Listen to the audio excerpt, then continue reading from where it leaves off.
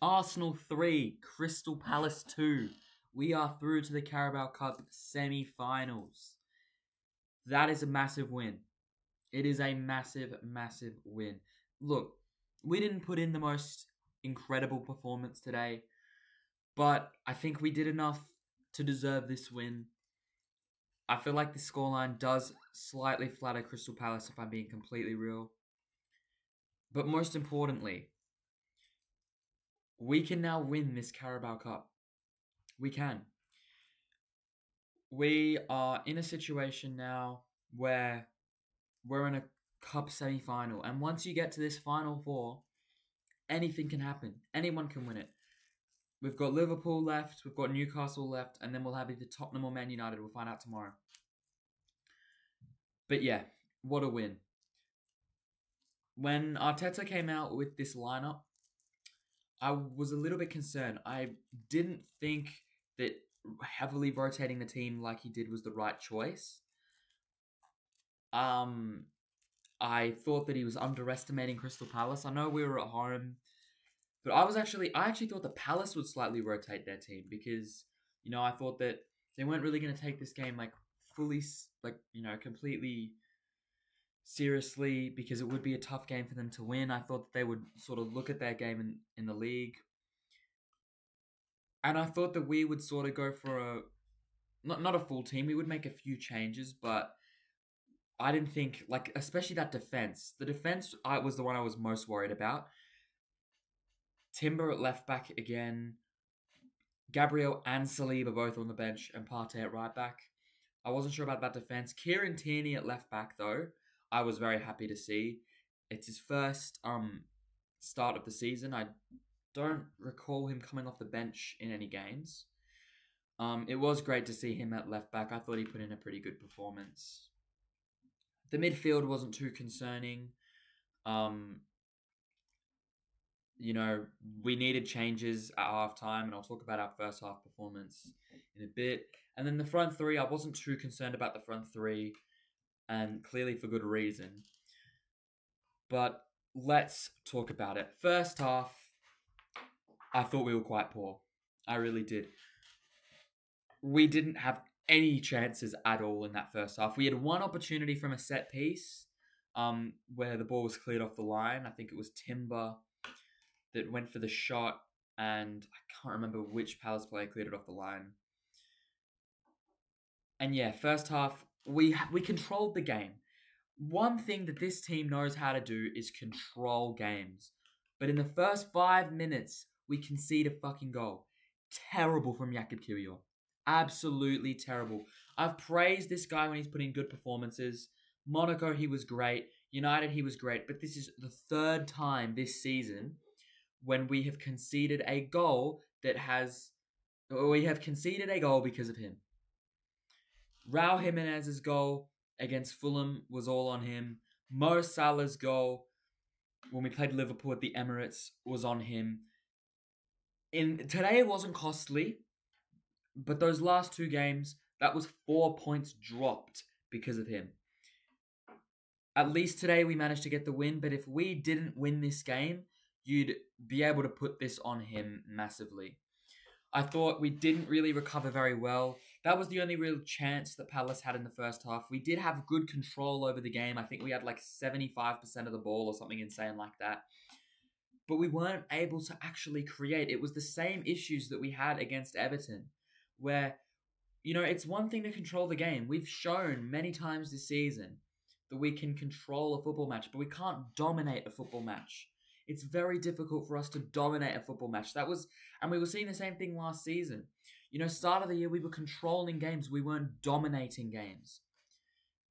Dominating games is when there's only one team in it. When you go, you have a bunch of opportunities. What we did against Monaco, the 3-0, that's dominating a game. What we did against Sporting Lisbon, that was dominating a game. We haven't been doing it as of late. And the first half was another instance of that. I thought that Nwaneri didn't put in a great performance. Understandable. That's the first time that he started, and I've been disappointed by him because the last two games that he started in the League Cup, he scored 3 goals. So, yeah, I'm not going to criticize him a whole lot. He's 17 years old. He's going to have a bad game, especially because that was his first start against Premier League level opposition. Um, Other than that one mistake, the defense didn't really have anything to do. However, the same shit that I've said before, Timber at left back doesn't support enough. At right back, he had a much better second half. But I just thought that at left back, he can't really offer much. Defensively, he's fine. But going forward, he just doesn't really offer anything when he's on the left. Partey didn't look great. Defensively, there are a couple good moments, but just going forward, he wasn't really progressing the ball well. The attack didn't really have much to offer.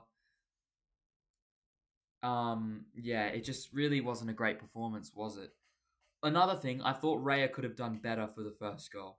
I definitely do think that he could have done better. He was far off his line. But again, I'm not going to criticize Raya because he's been top 4 for Arsenal players this season, definitely. Half time, we make 2 changes. We take off... Who did we take off? I think we took off Partey, was it? No, who did we take off for Saliba? I know we took off Nwaneri for Odegaard. I know we didn't take off Kivior. Kivior came off later. Who did we take off for Saliba? I feel like it was Partey. I have a feeling it was Partey. My phone stops fucking lagging.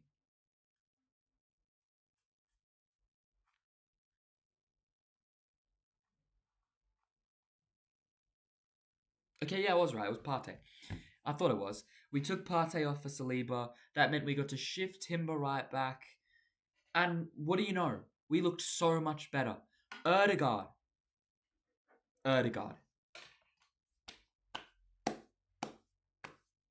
What a performance. He completely changed the game.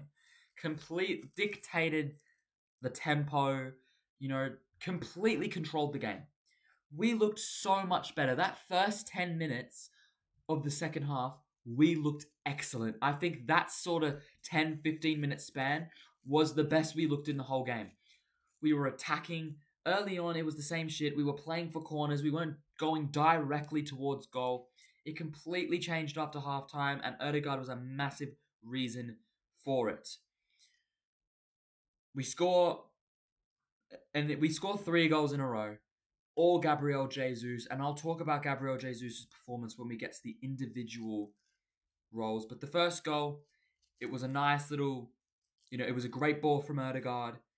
He finishes it off. Then we bring Saka on for Sterling at 1-1, and what do you know?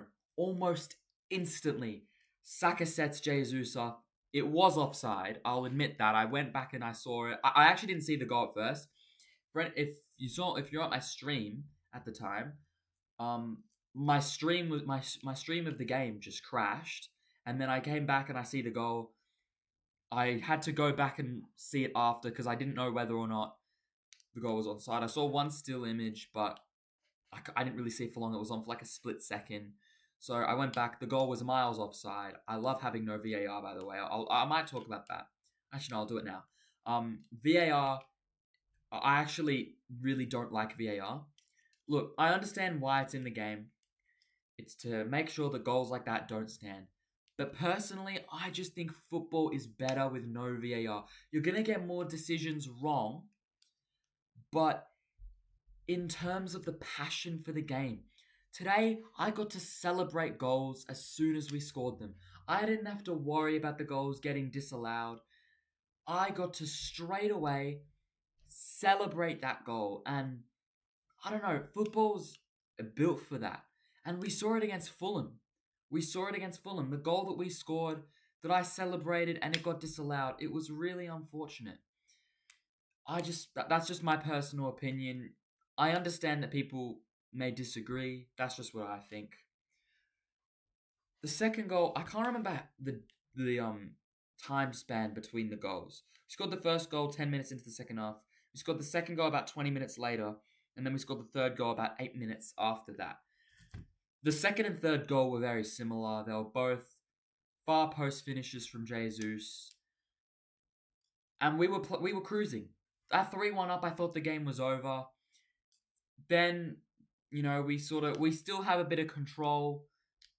Palace then get one back. Of course, Eddie Nketiah. I've never seen Eddie Nketiah score a goal like that in my life.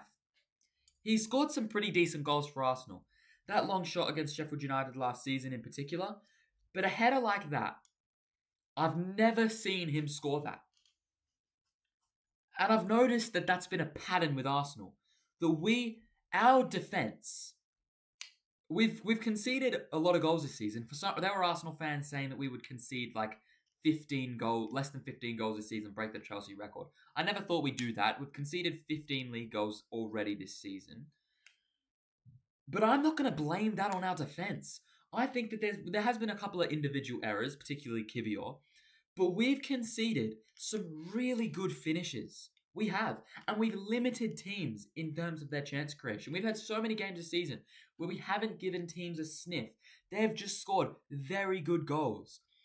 In terms of really, really good finishes, Raul Jimenez's finish against Arsenal. Both of the Palace goals today, they weren't like bangers, but you'd be looking at a goal like that and you'd expect a striker of Eddie Nketiah's level to score that maybe 2 times, maybe 1 time out of 3.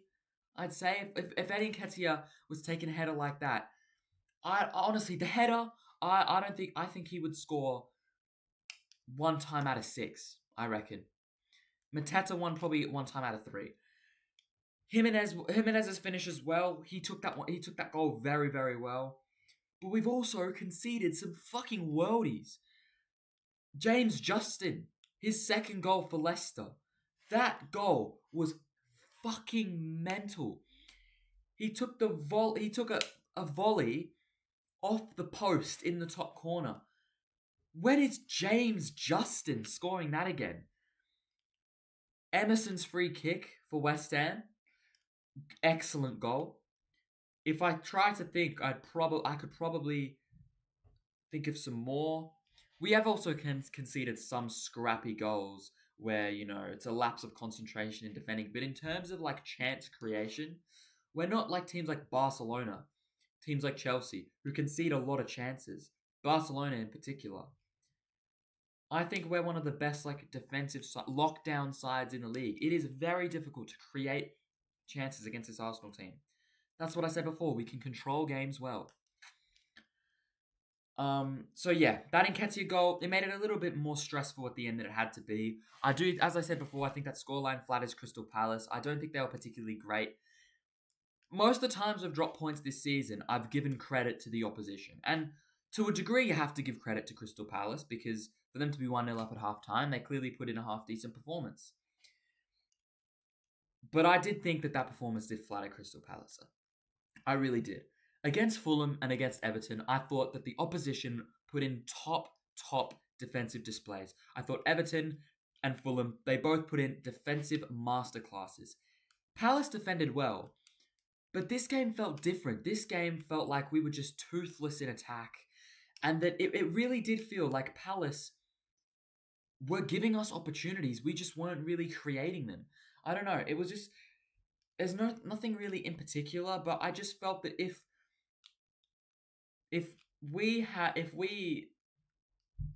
I'll put it this way.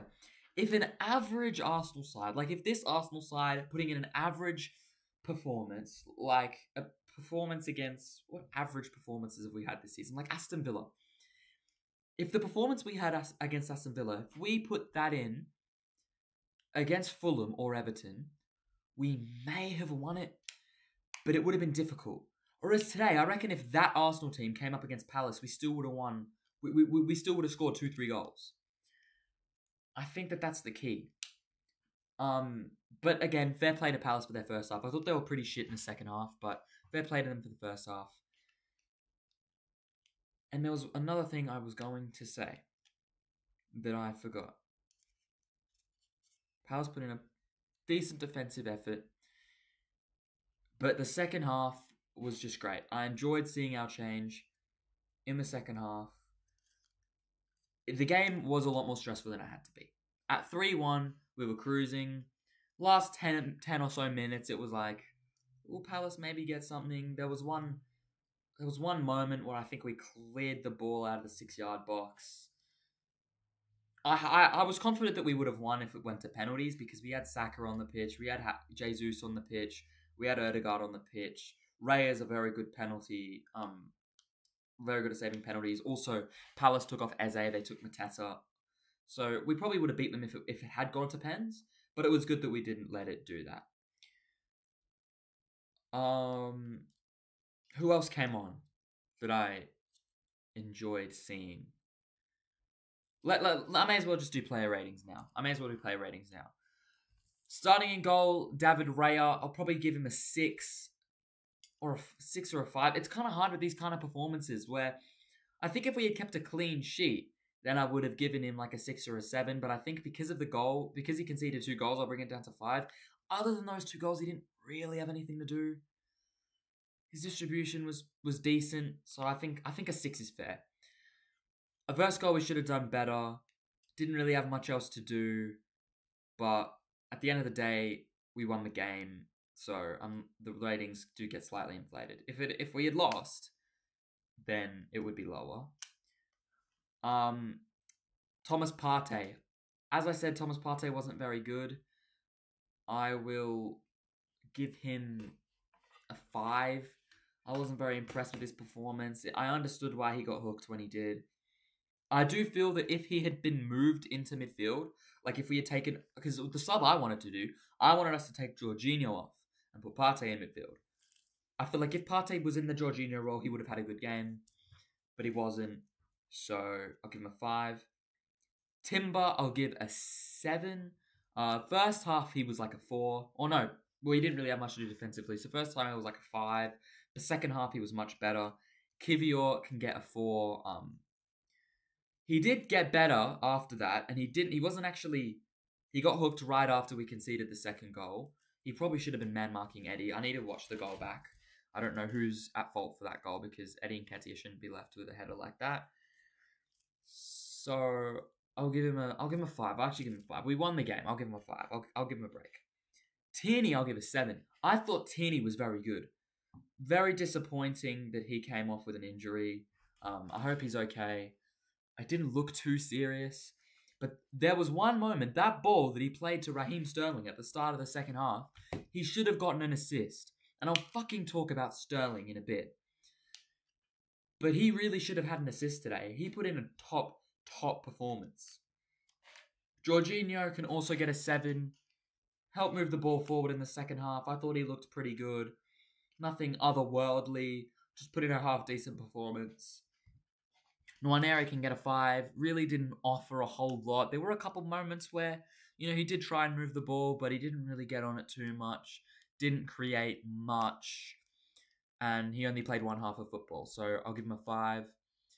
And Mikel Merino, I'll give him a 5. I'll give him a 6. I don't know about this guy. People have been overhyping him. I don't see it. Look, I see that there's clearly some sort of player hidden there. There is definitely something we can get out of him. On the ball, he's great. He's a decent duel winner. But he's a sloppy passer and he doesn't get involved in the game enough. So I don't know. Maybe that we could get the better of him. I'm going to trust Arteta because remember what we thought of Havertz at this point last season. And he was playing in the same position. So maybe we do get something out of him in 2024. But at the moment, I'm not really seeing anything. Sterling and Trossard. Trossard can get a 5. Sterling can get a 4. They were both quite shit. Trossard takes way too many touches. He cannot play as a touchline winger. I don't get what Arteta's fascination with playing these wingers all the way on the touchline. It kills our attacking threat. I understand you need him there for defensive support. But I am okay if we concede a few chances. As long as our 1v1 defending gets better, if we start closing shots down more, if we stop conceding these goals, then it's okay if we concede a couple of more chances if it means that we're going to get more output from these wingers. I don't know. Trossard just wasn't great. It takes way too many touches along the touchline. He's just a super sub. There's only been one time this season where he's actually had a decent impact as a starter, and it was PSG when he got played in the 10. Sterling, woeful. Sterling was shit. There was one good moment that he had, and that was that he almost put the free kick in the top corner that Dean Henderson saved. But that miss, that double miss, robbed Tierney of an assist. Tierney played in a beautiful ball. He puts it near post, keeper saves it, gets the rebound, hits the crossbar. How do you not score? The first one, it was a good save from Dean Henderson, but you have to score the second one. You have to score at least one of those. Not good enough. I have wanted to see him get games. I said that in the preview. But he's just not good enough. Why do we bring this guy in? He barely plays. He's only playing the Carabao Cup and he hasn't looked amazing. But why did we sign him? I was calling all summer for us to go out and sign a real winger, whether it's a left winger or a right winger to back up Saka. More so a right winger because I thought Martinelli was going to have a good season. But he's been shit when he's played, and he's barely played. Arteta doesn't even want him. It was clearly just a panic last-minute signing because we didn't bring anyone in and our transfer window was a failure. Striker, Jesus, 9. His best performance of the year by far. Obviously scored that hat-trick. And it wasn't like he just scored 3 tap-ins. It wasn't like that. He scored 3 very well taken goals. First goal, Odegaard plays him through, does well to get past Trevor Chalobah. When Trevor Chalobah tackled him, I thought he was going to go down. In that split second, I thought he's going to dive. But I respect it so much that he stayed on his feet. He dinked the keeper. It was a great finish. I honestly, the Jesus of old would have gone down or he would have tried to take a shot too early. But he was composed and he finished it so well. Second goal, it was offside.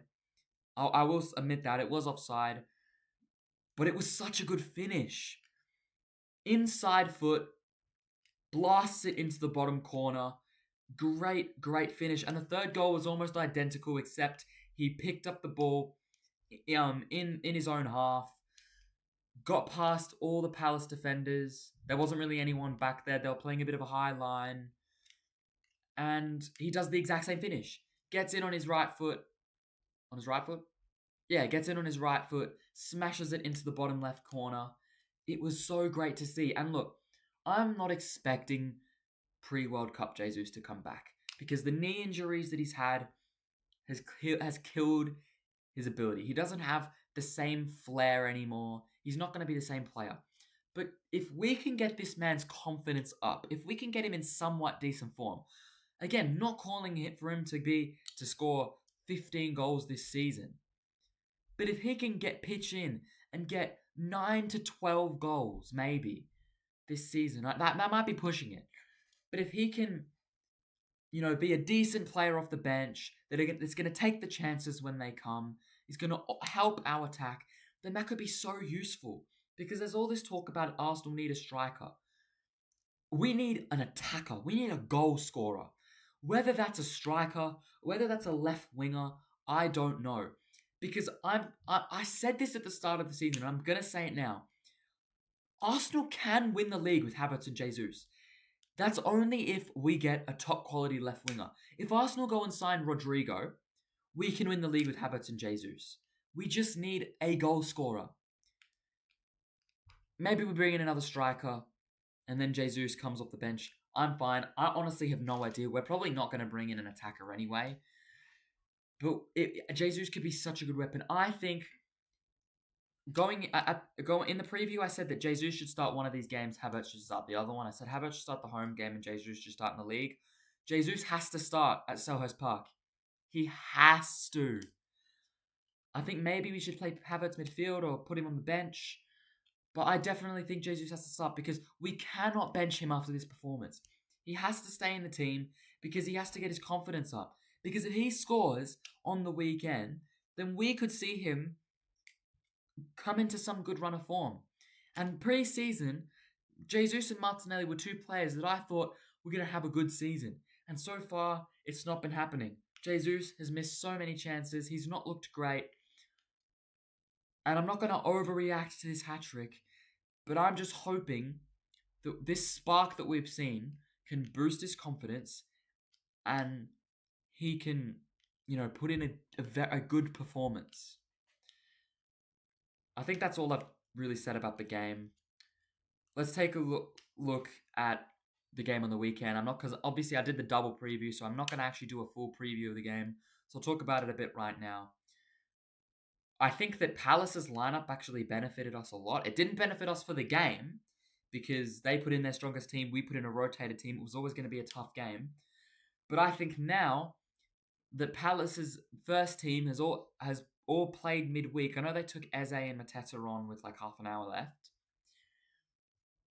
But I think that this is going to be good because all of their first team players, all of their main starters have played that midweek game. Odegaard has only played one half. Saka's only played half an hour. Saliba's only played one half. Gabriel's only played 10 minutes. Havertz didn't play at all. Rice didn't play at all. We've got players that have gotten a rest that haven't played since the weekend. So I'm confident that we can go get a win at Selhurst Park. Again, difficult place to go. They got a result against Man City there. Forgotten who have they beaten? They beat Tottenham there. So they have gotten some pretty good results at Selhurst Park this season. But I'm confident that we can win now. After watching that performance, I am confident that we can win because our starters came on and they changed the game. They completely changed the game. We absolutely played them off the park in the second half. As long as we don't have some disgusting, spineless, dead performance, then I'm pretty confident that we can win this game. I predicted 2-0 in the preview. I'm going to keep it the same. My prediction for this game was 3-1. So if Eddie didn't score that goal, I would have gotten that spot on. But yeah, I'm happy. And when we do the Carabao Cup draw, I'll make a video tomorrow talking about the Carabao Cup draw after it happens. Who do I want? Out of Liverpool, Newcastle, United, and Tottenham. United would definitely be the easiest because we're playing them across two legs. Newcastle have been a bit of a bogey team, especially away from home. Liverpool are one of the best teams in the world right now. Probably the best team in the world on form. And Tottenham, I'd say Tottenham are better than United. But the fixture I want to see the most in terms of an entertainment standpoint is Tottenham. Imagine if we get a North London derby over two legs in a League Cup semi-final. It would be beautiful. And I'm not only saying that because we have a very good record against Tottenham. We have not lost to them in 5 games. I would love Tottenham or United. Whoever wins that game is who I want. I'm obviously going to be going for Manchester United because fuck Tottenham. But I want whoever wins that game. I do not want Liverpool. I do not want to have to go to Anfield. Newcastle would be tough, but I feel like we'd be able to play better at the Emirates than they would at St. James's Park. So even if we lose the St. James's Park game or don't win it, maybe if it's a draw, then we could win. I took a look at the fixtures. The first leg will be played between Brighton away and United in the FA Cup. That's when the first leg will be played. So preferably, it would be good to get that game as a home tie. Whoever we played, I'm hoping that we can play the home tie first. And then the second game is after City at the Emirates. And I don't know which game it's right before. I think it's like a semi-mediocre, like a sort of easy away game. Yeah, Leicester away. So preferably, in terms of our fixtures, it would be good to get the home tie, then the away tie. However, I always like getting the home tie first. So I usually like getting the away tie first, generally in 2-legged ties. So in terms of our fixtures, it's better to get the away tie it's better to get the home tie first. But in terms of just the overall mentality of 2-legged ties, I much prefer playing the home game, or returning in the home game, because if it goes to pens, then we're at home, and also at home we know what our job is. Whereas if we have to defend a lead away from home, I feel like that's difficult than making a comeback at home, if that makes sense. Um, so yeah, overall, it was a half decent performance. Wasn't amazing. Second half was good. Bring on the Carabao Cup semi-finals because we need to win this trophy. I'm happy that I'm actually seeing my team make a domestic cup run because we lost our second Carabao Cup game last season and our first FA Cup game last season. We won one domestic cup tie and it was away to Brentford. This season, I've actually seen my team, make a decent run in the Carabao Cup. To be fair, this is our first Premier League opposition. We played 2 home games, so we haven't had much of a test yet. But it's just been good to see. And look, odds are we're probably not going to win the Premier League or Champions League this season. I consider myself a fairly realistic Arsenal fan. Early on in the season, I thought we were going to win the league, which, in hindsight, maybe wasn't the best call considering our transfer window. But if we don't, and we end up winning the Premier League, and there's like a 7% chance we win the Champions League, if that, then we need at least something because we can't go 5 seasons without a trophy. If we go 5 seasons without a trophy, we'll be a laughing stock. Whereas if we actually win something, if it's the Carabao Cup, I'm not going to be too phased because I don't really rate the Carabao Cup specifically. But just so we can have that trophy under our belt, even if it's just a Carabao Cup, the rest of our league form, our form for the rest of the season will depend on whether or not I'm confident in Arteta moving forward. But we need to just win some sort of trophy because United, 2 years under Ten Hag, wasn't a great 2 years. The first season they were good, second season they were completely and utterly dreadful. They got 2 trophies. They won this trophy. Last season they won the FA Cup and finished 8th. We've been in a title race. It's the 3rd season in a row that we've viewed ourselves as a title contender. And last 2 seasons we've come away with fuck all. With fuck all. So, yeah, we need to go win this competition. I'm going to stop yapping now. I will see you guys tomorrow when I do my draw reaction. I'm not going to live stream the Tottenham game tomorrow. I'm going to have a look and see which games I can live stream. I want to start live streaming more. I haven't really been able to get anyone on the live, so if you see this video, share my channel to other people, subscribe. I want to try and get, I want to try and slightly grow this channel. Also, go follow me on TikTok as well. I think it's in my bio. If not, I'll add it. Thank you guys for watching this video, and I will see you guys in the next one. Come on, you Gunners.